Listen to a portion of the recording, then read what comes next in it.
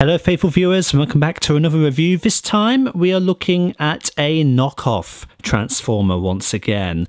This may look like the Last Knight Optimus Prime, and to all intents and purposes it is.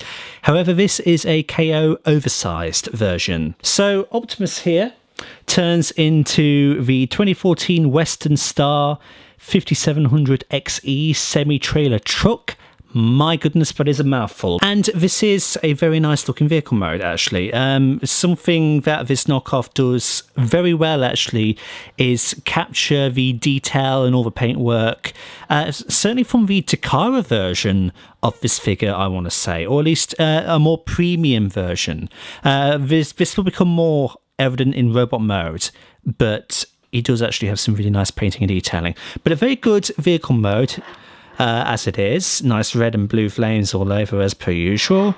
Very nice metallic silver on the top here and on the grills, along the side, and a bit of a dull grey on the back, but whatever, that's not a big deal. There's not a great deal to say about the cab that we've got going on here. It's just, it looks very nice.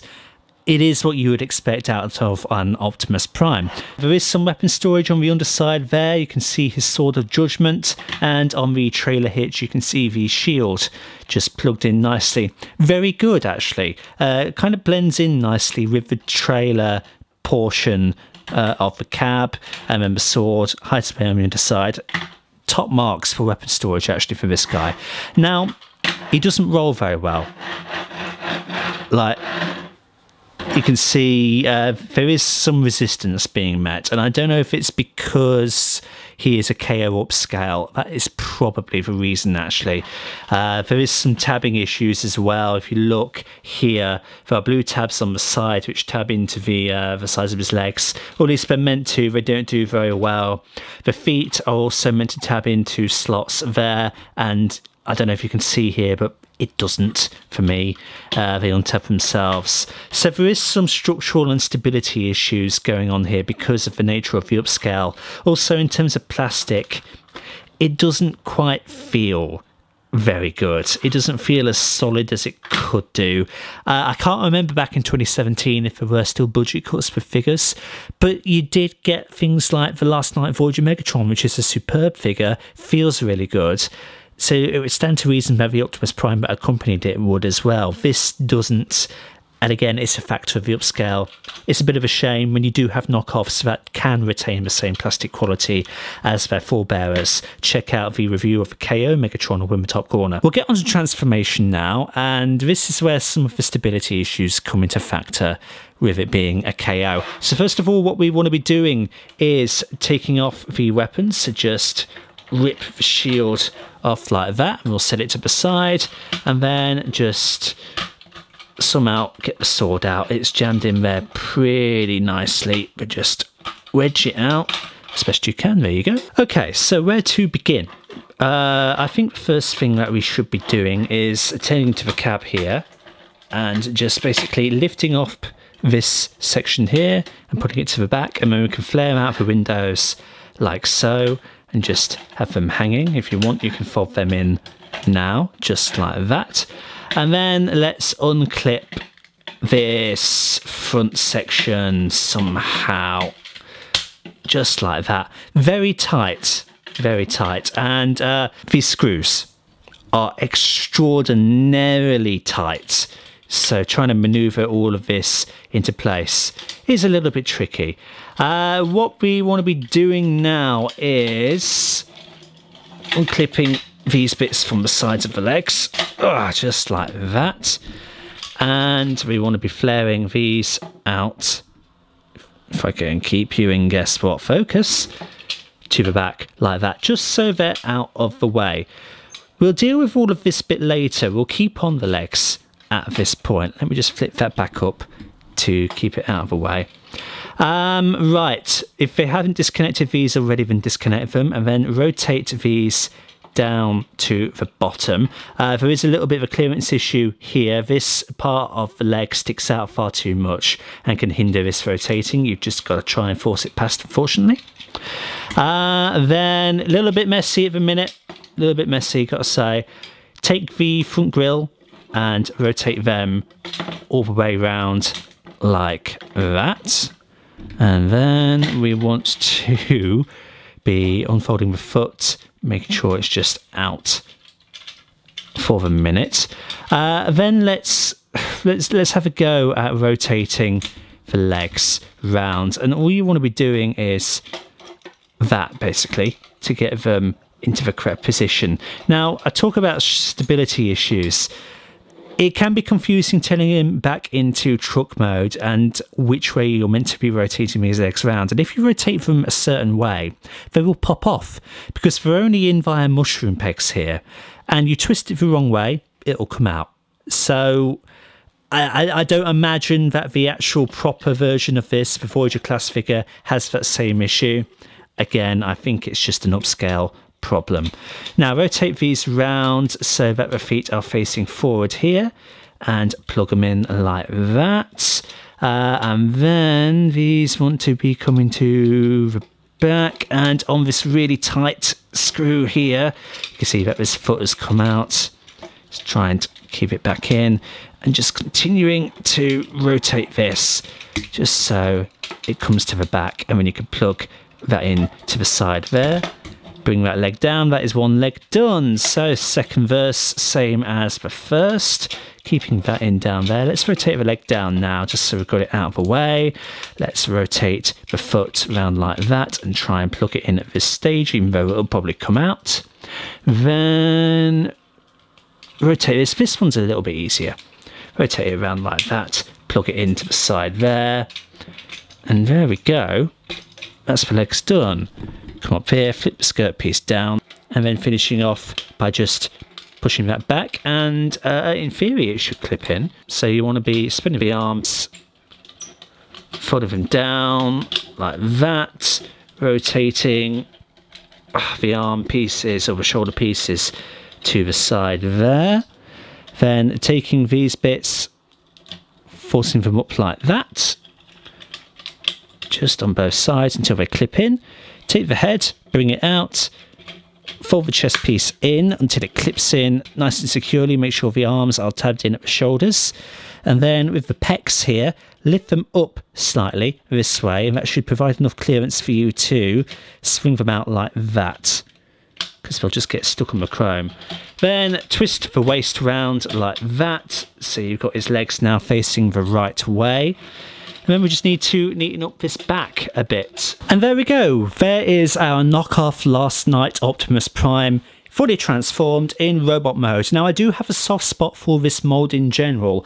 I legitimately do stand on the opinion that this is the best iteration of the Age of Extinction Last Night design of Optimus that we've ever had in toy form. All of the Age of Extinction figures that came out are crap. They really are. This guy cleans up in a way that is much more satisfying to look at than the other ones do.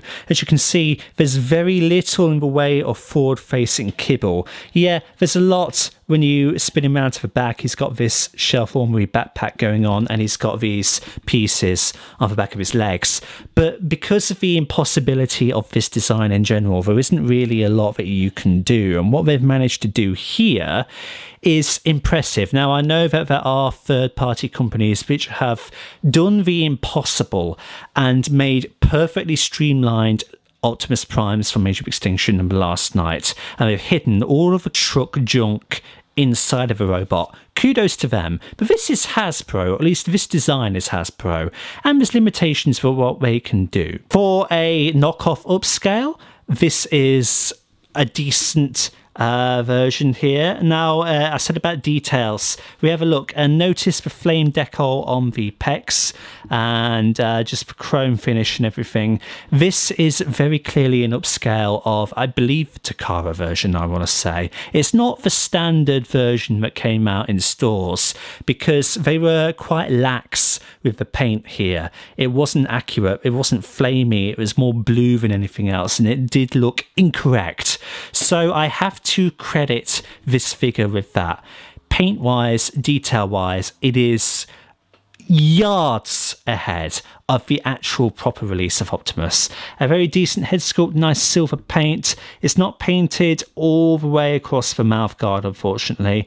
Maybe the eyes are bit too big in terms of their blue paint, but little nitpicks here and there. Impressive detailing on the chest. You do have some darker grey revealed on the upper legs and the forearms, grey fists, and then some really nice silver paint work on the shin area as well, with the red and blue flames from the truck still being evident. And then you've got dull light grey feet with some little red highlights on the tops there. So can't complain too much about detail at all. Taking a more detailed look at his accessories, here is his Sword of Judgment, nice silver blade. I appreciate again that this is a silver blade here. The main Optimus that actually came out had an orange blade, and I think a blue handle as well. It wasn't accurate. This is as accurate as you can possibly get. Very nice detailing all over, looks really nice. Prime can hold this in his hand, very nice like that. And then as for his shield, this isn't accurate. This is kind of like the blue that I was going on about with the sword. I don't know why it's painted like this, because I think it's actually red in the films, but it's fine. Detailing is cool, but it is whatever. And then he can have that plugged in on his arm, just like so. There's meant to be like a minigun in the front there. So he can hold them. He can pull off some good poses with them. And then he does also have some weapon storage on his back here. You'll notice in the vehicle mode, there is kind of like a sheath on his back. And then if you just angle that correctly, you can plug that in. And that's cool as well. Nice that they added that. They didn't have to, but the fact that they did, I really do appreciate that. Right, so for articulation then, let's take a look. His head appears to be on something of a ball joint, so he can turn it that far that way, he can turn it that far that way, he can look up, well, you can decapitate him. That's something you can do. In terms of the shoulders, they can spin 360 degrees like that, and they can flare out that far. This thing here doesn't plug in, which is a pain in the arse, to be honest. It just swings about willy-nilly, whatever it feels like doing. Now, this version of this knockoff has a mushroom peg in the bicep there, and yeah, like, this is what I'm going on about. You twist it the wrong way and you twist it too far, it'll just come out. This is especially evident on the legs. So you can't really achieve 360 degrees of rotation because it's just going to come out. We have a good 90-degree bend out of your elbow, and that's kind of it. Nothing at the wrists. Plug that back in there, dude. Oh, for goodness sake. Get in there. Get him there. Right, at the waist, he does have 360 degrees of rotation just like that. In terms of a spread, he actually does have a beautiful spread about him, so that's good. In terms of a forward kick, good forward kick. In terms of a back kick, average, you know. In terms of the upper leg swivel, as we've established with this knockoff specifically, you can't do 360 degrees, or else the leg will sever itself. With the official version, you probably can. An under 90-degree bend because of all of the kibble on his legs, so that's disappointing. And in terms of the foot, if you disconnect it, you've got up and down, but it plugs in, so you've not really got anything at the foot. Overall articulation leaves a little bit to be desired, actually, especially with the knockoff, because you are limited as to what you can achieve until you get to splitting his legs off and splitting his arms off.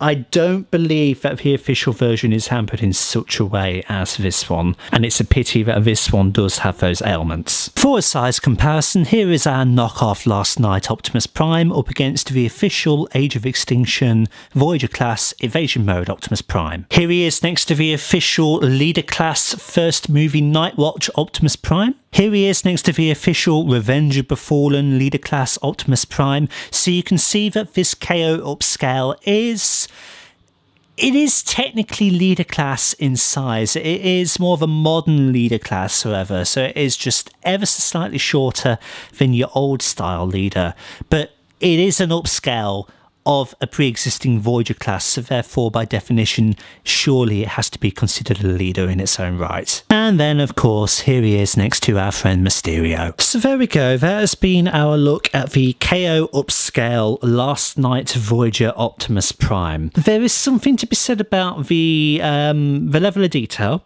that this figure has. I think it is actually superior than the official version in terms of the paintwork. It is way more accurate to the films. What it really doesn't have going for it is kind of everything else. The plastic quality leaves very much to be desired. He feels quite brittle. His limbs are very hard to turn in a few places. And then conversely, you've got areas on him which are too easy, such as this shoulder here. The shoulder pads don't plug in and they just flop about too much.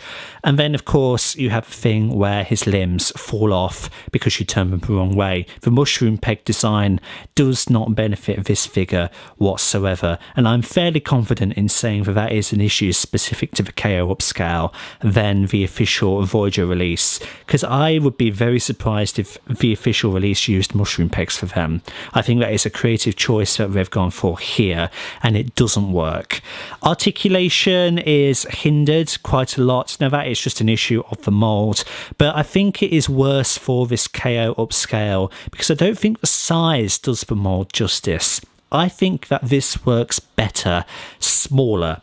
I think the bigger that you make this specific mould, the more issues you run into, and therefore I cannot wholeheartedly recommend this to you. I would implore you in this instance to try and seek out the official version. And I still actually do want to have the official version. I don't currently. I think that the mould is good. I do think it is good. I think it is the best representation of this Optimus that is currently out there if you're on a budget, if you don't want to spend a lot of money on a third-party figure. I think that this mould in general is the one to go to, but I think that the smaller it is, the better, and therefore I think that the official Hasbro release is the best one to go for. If anybody can hook me up with it, if I've not found one at TF Nation, because this video will come out actually long after TF Nation has passed, and I'll have been to TF Nation on the last Sunday of it. So you never know, I might have come across an official one by the time of this video's release. If not, if anybody wants to hook me up with one, I'll take it. But anyway, that's been my look at the KO upscale. Thank you everybody so much for stopping by and checking out this video. Like and subscribe if you haven't already, and share this video around to help out the channel. And until the next time, see y'all later.